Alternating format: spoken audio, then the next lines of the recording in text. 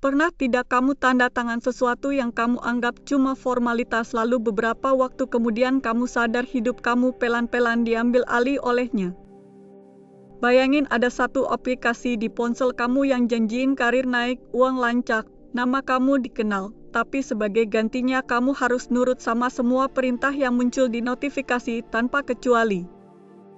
Kalau ada yang nawarin kontrak kayak begitu, kamu akan pilih apa? Kamu ikut arus dan pura-pura tidak lihat sisi gelapnya, atau kamu tolak dan siap kehilangan semua peluang manis yang sudah lama kamu impikan? Cerita malam ini tentang seseorang yang memilih untuk klik setuju tanpa baca pelan-pelan, dan setelah itu, setiap bunyi notifikasi di ponselnya jadi terdengar seperti ancaman kecil yang tidak pernah berhenti. Namanya Mira, dan waktu kita masuk ke hidupnya, dia lagi duduk di toilet restoran mahal dengan gaun kerja rapi dan tangan gemetar sambil memegang ponsel. Di luar pintu musik lembut mengalun, suara orang ketawa pelan gelas beradu, semua terdengar mahal dan tenang.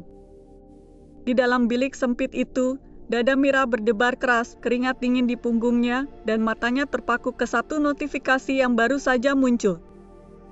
Di layar ponselnya terlihat nama aplikasi yang tidak pernah kamu temukan di App Store biasa, satu kata simple yang kelihatan rapi dan bersih, Obrigé.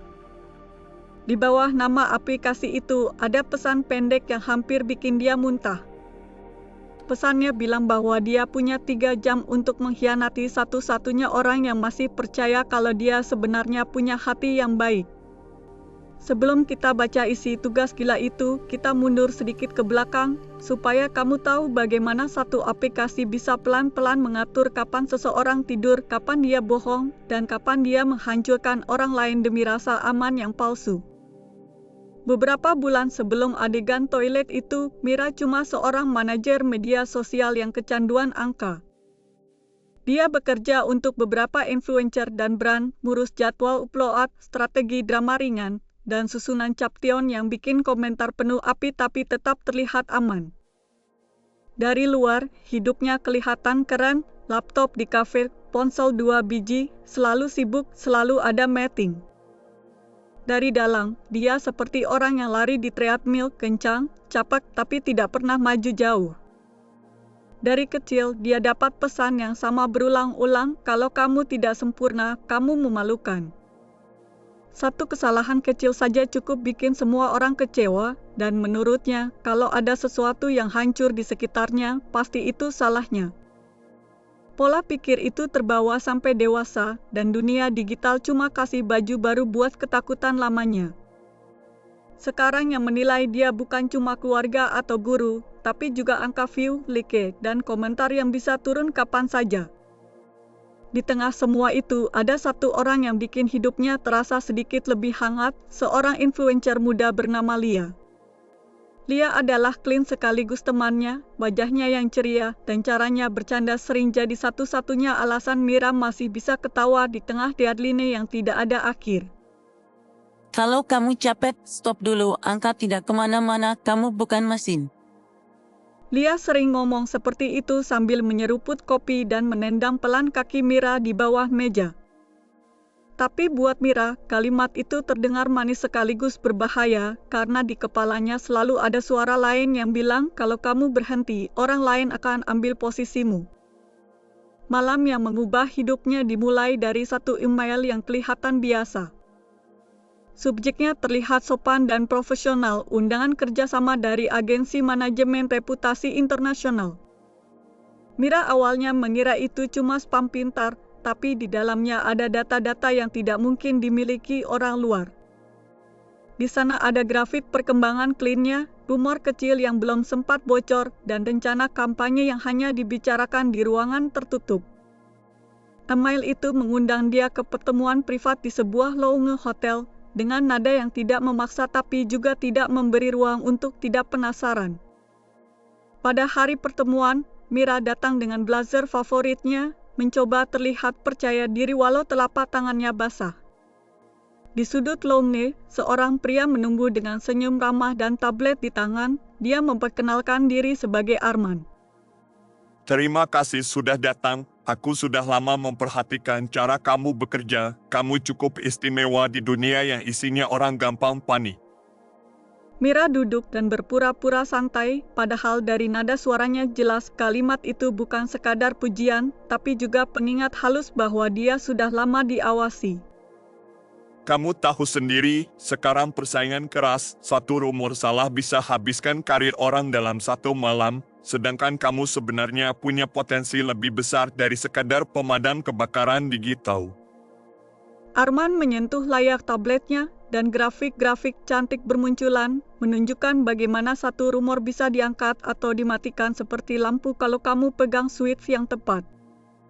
Kita punya jaringan luas, media, akun gosip, buzzer, dan beberapa hal yang tidak perlu terlalu kita bahas detailnya. Intinya, kita bisa bikin klaim kamu selalu satu langkah di depan. Di atas meja, dia meletakkan satu perangkat kecil seperti ponsel cadangan dan menjelaskan rencana mereka dengan nada tenang seolah sedang menawarkan paket data baru. Konsepnya sederhana, kami kirim tugas lewat aplikasi, kamu eksekusi, dan nama kamu naik bersama klien kamu. Semakin patuh kamu, semakin banyak pintu yang kita buka. Mira mengernyit, ada bagian dari dirinya yang senang karena ada orang yang mengakui kerja kerasnya, tapi ada juga bagian lain yang langsung dingin.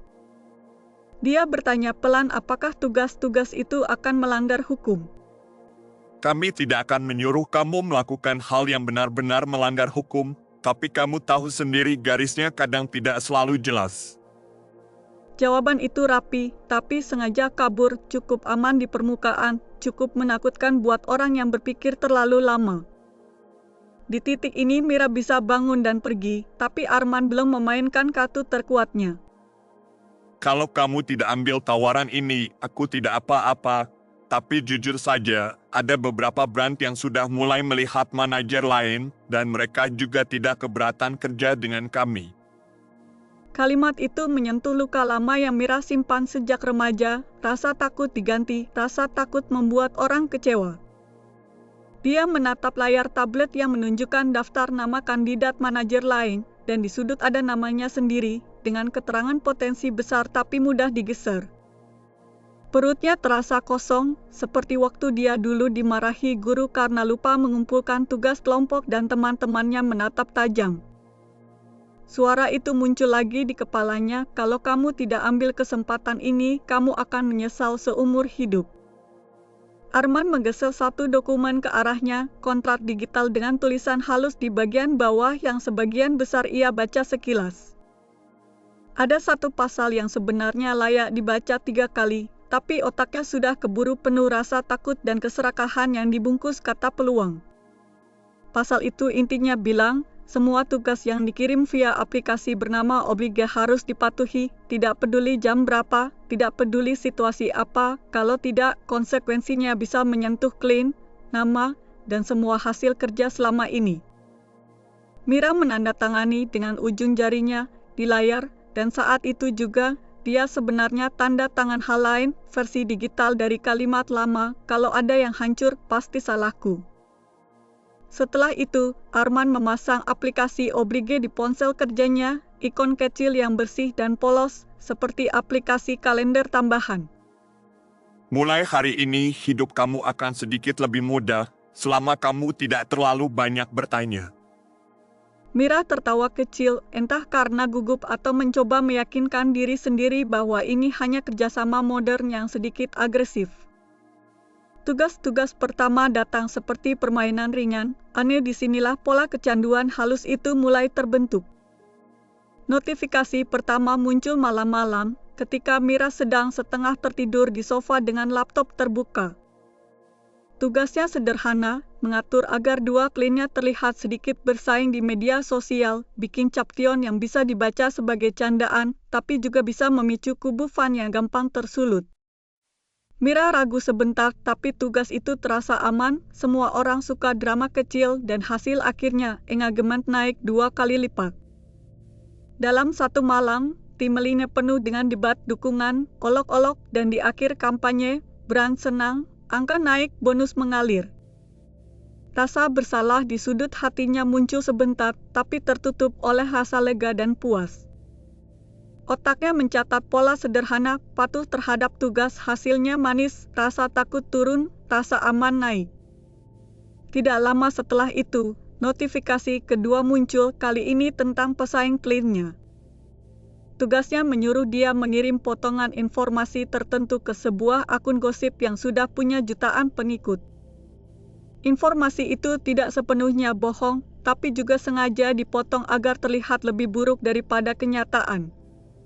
Mira kembali ragu, tapi Oblige menambahkan catatan kecil, perintahnya tidak hanya soal satu orang, tapi soal keseimbangan pasar. Dia mengirim informasi itu, dan beberapa hari kemudian, pesaing kliennya tenggelam oleh komentar pedas, sementara kliennya tiba-tiba jadi pilihan yang lebih aman. Lagi-lagi rasa bersalah muncul, tapi angka-angka yang naik memeluknya seperti selimut hangat di malam lembur. Dari sini, kebiasaan baru lahir. Mira mulai mengecek aplikasi Oblige berulang-ulang, bahkan saat tidak ada notifikasi. Dia takut kalau satu tugas datang dan dia telat membaca, sesuatu yang buruk akan terjadi meski tidak ada bukti.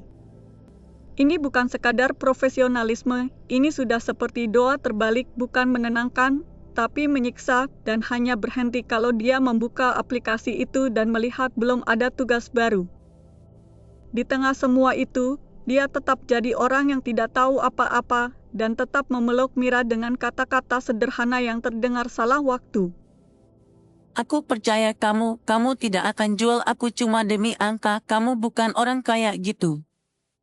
Kalimat itu seperti pisau yang ditancap pelan-pelan, bukan karena salah, tapi karena Mira diam-diam sudah mulai melakukan hal yang mirip pada orang lain.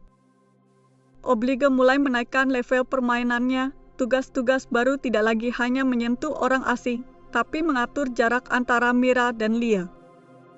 Suatu hari, tugas muncul dan menyuruhnya mengatur jadwal upload Lia supaya tabrakan dengan kampanye besar milik brand lain. Hasilnya, Lia terlihat serakah, seolah ingin merebut semua spotlight, walau itu bukan niat aslinya. Drama kecil pun lahir, beberapa penggemar mulai menyebut Lia tukang sikut, sebagian brand memandangnya lebih hati-hati. Lia datang ke kantor kecil mereka dengan wajah yang lelah tapi masih mencoba bercanda. Kayaknya aku bikin orang salah paham ya, tapi aku tahu kamu sudah hitung-hitung semuanya, aku percaya kamu. Mira tersenyum kaku dan bilang semuanya akan baik-baik saja, padahal dia tahu, sebagian kekacauan itu lahir dari satu notifikasi yang ia patuhi tanpa debat. Setiap kali Lia bilang percaya, rasa bersalah di dalam diri Mira menebal, dan sebagai gantinya, dia mengecek Oblige lebih sering, berharap bisa mengontrol kerusakan. Ini paradoks yang aneh, dia merasa bersalah dan untuk mengurangi rasa bersalah, dia justru makin patuh ke sumber masalah. Dari sini kita bisa lihat pola yang mungkin tidak asing buat kamu, takut dianggap jahat, lalu menuruti semua perintah orang, sampai lupa bertanya apakah perintah itu masuk akal. Waktu berjalan, dan Oblige mulai menyentuh sisi gelap yang lebih dalam. Tugas-tugas berikutnya bukan lagi soal strategi lucu, tapi soal membiarkan satu orang hancur demi stabilitas yang menguntungkan banyak pihak. Suatu ketika, Mira tahu ada skandal besar yang akan meledak menimpa seorang content kreator lain, bukan kliennya, seseorang yang tidak dekat tapi juga tidak pantas dibuang begitu saja. Dia punya kesempatan untuk mengirim pesan peringatan, memberi waktu orang itu untuk mempersiapkan diri, tapi notifikasi Oblige datang lebih dulu. Pesannya singkat, jangan lakukan apa-apa, biarkan saja, ini bagian dari penyesuaian pasar. Mira duduk terpaku, ponsel di tangan, draft pesan di layar, jarinya sudah mengetik sedikit kalimat peringatan, tapi tidak pernah menekan kirim. Dalam beberapa hari, skandal itu meledak dan orang itu jatuh, kehilangan banyak kerjasama dan reputasi. Mira menonton dari jauh, merasakan perutnya ditelan sesuatu yang berat dan dingin. Oblige mengirim pesan lagi, kali ini bukan tugas, hanya ucapan selamat karena dia telah menunjukkan loyalitas. Sejak saat itu, ritualnya bertambah, bukan hanya mengecek notifikasi, tapi juga membuka dan menutup hard kosong, seolah dengan itu dia bisa menghapus sebagian dosanya. Di sisi lain, hubungan dengan Lia mulai retak halus, retak yang tidak kelihatan dari jauh. Tapi kalau kamu dengar percakapan mereka pelan-pelan, kamu akan menangkap nada yang berubah. Akhir-akhir ini kamu sering hilang, ada yang kamu sembunyiin ya, atau ini aku yang terlalu sensitif? Mira tertawa hambar dan bilang dia hanya sibuk, hanya kebanyakan klaim, hanya capek. Padahal yang sebenarnya dia sembunyikan adalah fakta bahwa kehidupannya sudah dibagi dua, satu yang ia tampilkan di depan Lia, dan satu lagi yang diatur oleh tugas-tugas misterius di Oblige. Sampai akhirnya kita kembali ke malam di restoran mahal itu, malam di mana notifikasi yang paling kejam muncul saat Mira sedang mencoba pura-pura menikmati hidup normal. Dia ada di sana karena undangan makan malam dengan salah satu brand besar yang selama ini ia jaga dengan penuh energi. Ruangan itu penuh tawa dan pujian, orang-orang memuji strategi tim, memuji momentum yang tepat, memuji drama kecil yang memancing perhatian. Di tengah obrolan basa-basi itu, ponselnya bergetar, dan dia melihat nama aplikasi yang dibencinya sekaligus diandalkannya. Dia meminta izin sebentar, pergi ke toilet, dan mengunci diri dalam bilik. Di sana, dia membuka notifikasi itu dan membaca tugas yang membuat semua tugas sebelumnya terasa seperti latihan pemanasan. Oblige memintanya menjadikan Lia kambing hitam dalam krisis reputasi yang sedang disiapkan, semua blame harus diarahkan ke Lia, dan sebagai imbalannya, semua klien lain, termasuk brand di luar, akan dibersihkan namanya. Ada tambahan yang lebih dingin kalau dia tidak melakukannya, sistem akan mendistribusikan log tugas-tugas lama ke pihak-pihak yang paling tertarik membuat skandal. Artinya, semua manipulasi yang pernah ia lakukan akan berbalik ke arahnya, dan bukan hanya dia yang kena, tapi juga klien-klien yang selama ini mengandalkan dia. Di titik ini, otak Mira seperti ruangan kecil yang penuh suara, sebagian memintanya nurut, sebagian memintanya lari, dan sisanya hanya menjerit tanpa kata. Dia mencoba mencari jalan tengah, apakah ada cara menjalankan tugas itu setengah saja, atau menunda dengan alasan teknis, tapi tulisan di layar jelas tugas ini punya batas waktu dan tidak bisa dinego. Inilah momen ketika strong compulsive pattern di kepalanya menunjukkan wajah paling jelas. Dia mulai mengetik pesan ke Lia yang bunyinya seperti peringatan samar, bahwa beberapa hal akan terlihat aneh, tapi jangan terlalu panik. Lalu dia menghapusnya, karena takut pesan itu jadi bukti. Dia mengetik lagi, kali ini lebih pendek, lebih dingin, lalu menghapus lagi, kali ini karena merasa itu tidak cukup melindungi.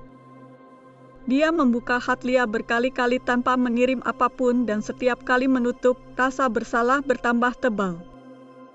Pada akhirnya, dia kembali menatap tugas di Oblige. Ketakutannya terhadap hukuman masih lebih besar daripada ketakutannya menjadi pengkhianat total.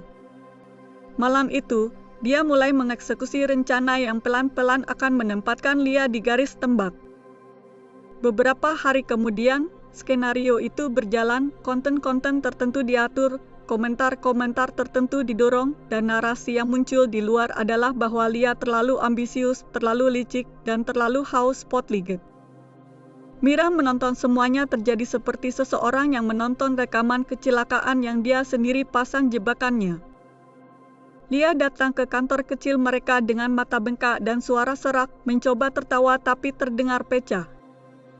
Aku tidak tahu apa yang lagi terjadi, tapi aku cuma mau percaya satu hal, kamu tetap di pihak aku.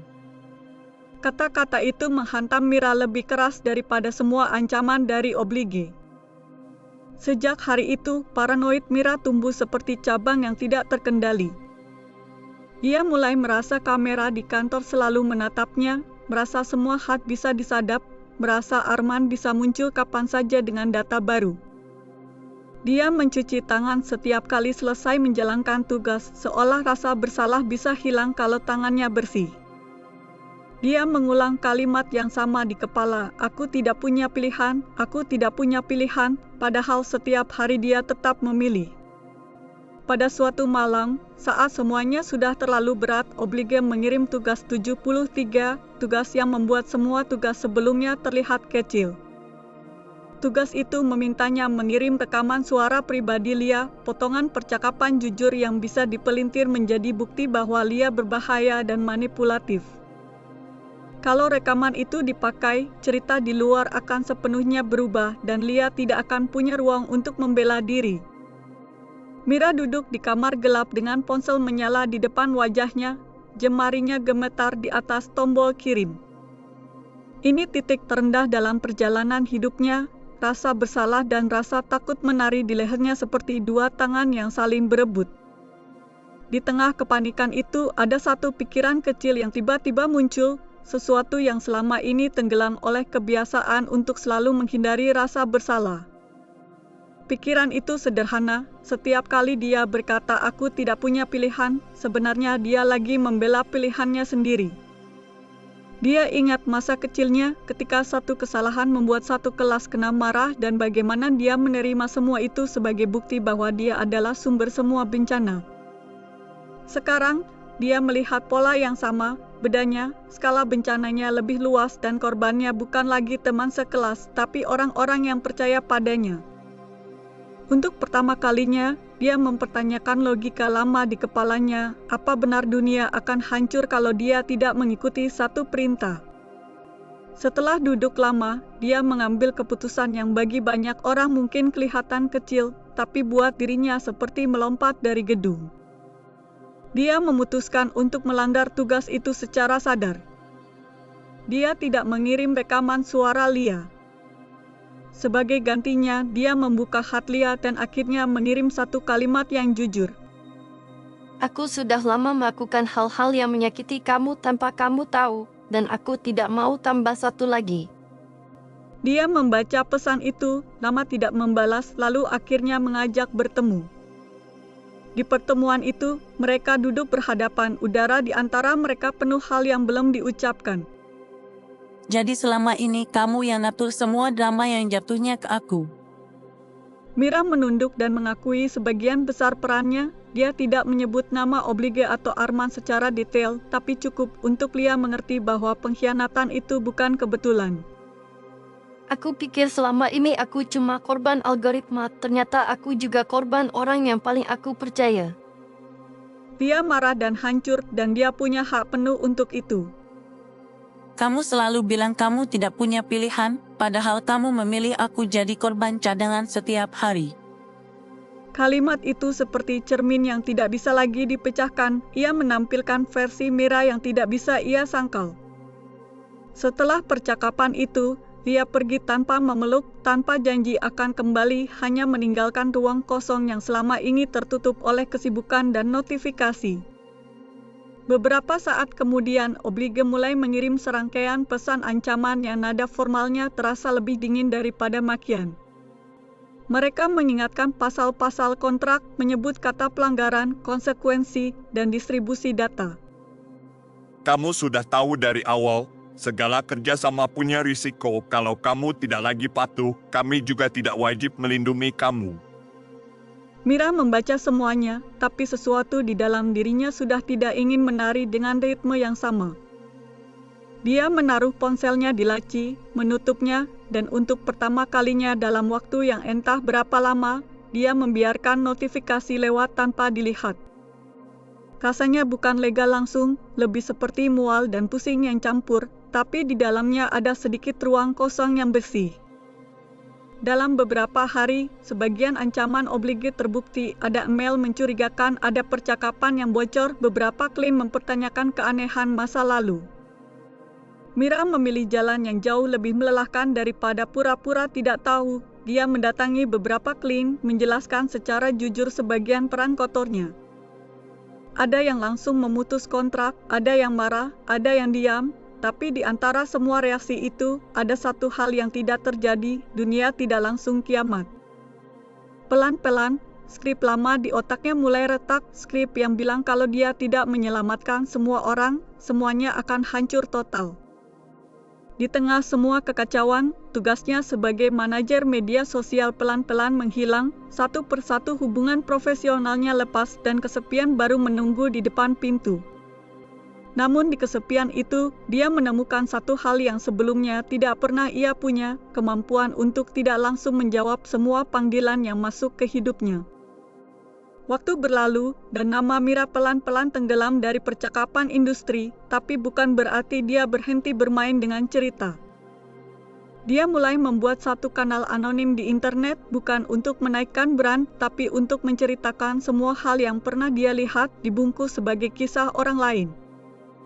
Di kanal baru itu, dia tidak tampil sebagai tokoh, suaranya tidak terdengar, yang ada hanya narasi yang terdengar seperti gosip, tapi membawa sedikit cermin halus di ujungnya.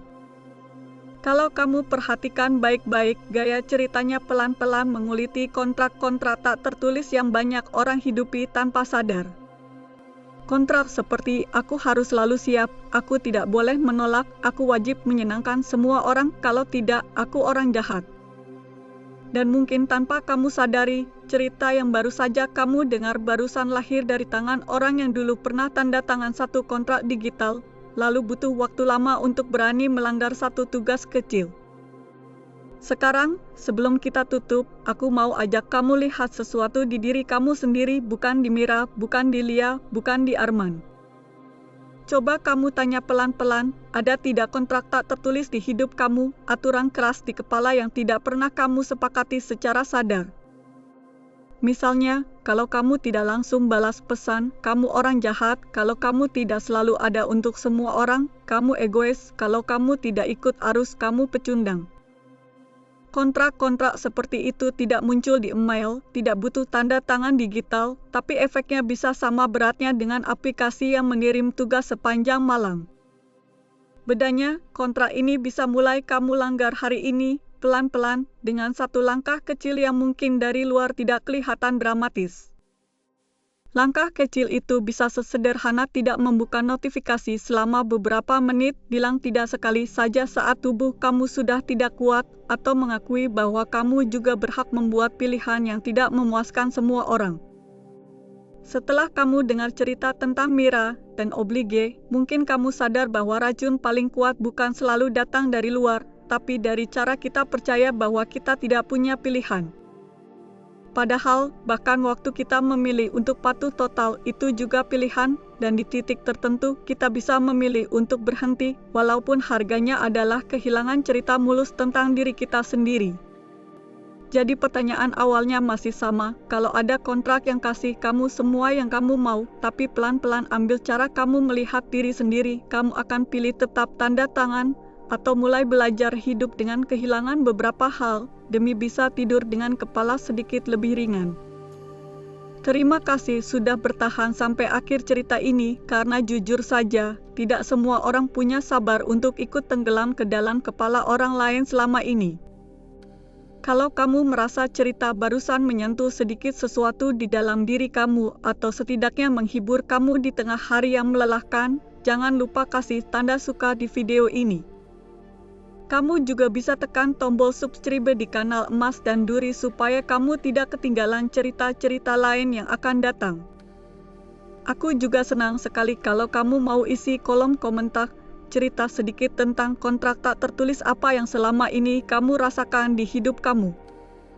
Kalau suatu hari kamu merasa ingin dukung kanal ini lebih jauh, kamu bisa pakai kode QR di pojok kanan bawah video atau link yang ada di deskripsi untuk kasih donasi. Di bagian deskripsi juga ada link ke karya-karya lain dari seri yang sama sekali berbeda, dengan dunia dan karakter yang lain. Kalau kamu penasaran, kamu bisa jelajahi kapan saja. Sampai di sini dulu untuk malam ini, jaga diri kamu, jaga kepala kamu, dan semoga kita ketemu lagi di cerita berikutnya di Emas dan Duri.